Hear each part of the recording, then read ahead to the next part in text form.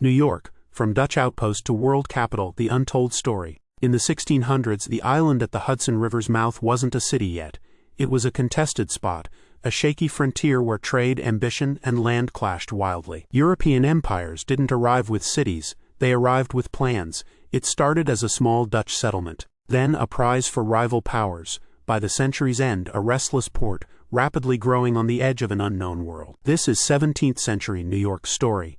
In 1609, Henry Hudson's crew sailed a huge tidal river deep into the continent. Its waters rose and fell with the ocean, linking inland to the Atlantic. When they landed, it wasn't empty land. They stepped onto a vibrant coast crisscrossed by ancient Lenape trade routes. It was a quiet meeting, no grand gestures, no instant buildings. But it sparked a change that couldn't be stopped. In 1626, Dutch reps secured Manhattan for trade goods. A deal from Europe, but worlds apart in meaning. For the Dutch, ownership. For the native peoples, likely shared use or alliance. That difference was never solved, and the colony grew on it. Building New Amsterdam wasn't neat or fast. It was tough, hands-on, constant work. Colonists chopped down Manhattan's trees with basic axes. They dragged heavy logs through mud, turning wood into homes, stores, and defensive walls. The air reeked of smoke, sweat, and strain. Every structure was a small win against nature. They didn't build for comfort, they built to survive. That same year, Fort Amsterdam rose at the island's southern tip.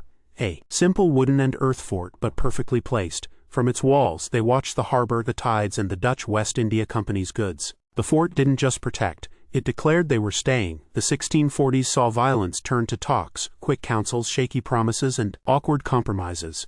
Treaties formed not from trust but from sheer exhaustion. This let the colony rebuild, grow, and solidify its hold for a bit.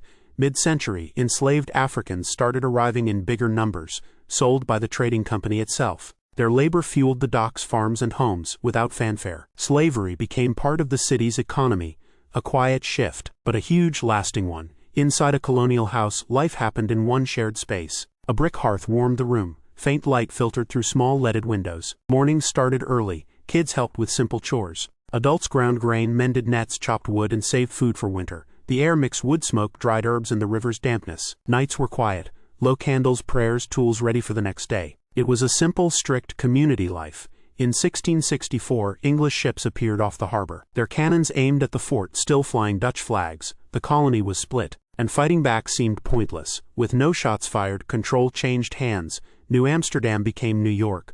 The Treaty of Breda confirmed English rule in 1667, but the story wasn't over. In 1673, Dutch forces briefly retook the city, renaming it New Orange, a ghost of the past. The next year, the colony permanently returned to English hands. By 1680, New York was booming. The population topped 4,000. Homes still had Dutch touches, brick fronts, steep roofs, thick beams. But new English styles were showing up, different windows, wider chimneys. The city, like its people, was a mix in progress. A wooden wall marked the settlement's northern edge. Where Wall Street is today, there were once defenses. At the port, a long pier jutted into the East River. Barrels, ropes, shouts, and masts filled the scene. In uncertain political times, the citizen militia trained in common areas. Divided loyalties, questioned authority. By the late 1600s, New York lived waiting for news. New kings in England, orders taking months to arrive. The city waited, always on the edge of another change. New York wasn't born stable, it was born from exchange, imposition, and constant adaptation. And beneath today's streets still lies that early city, shaped in the 17th century.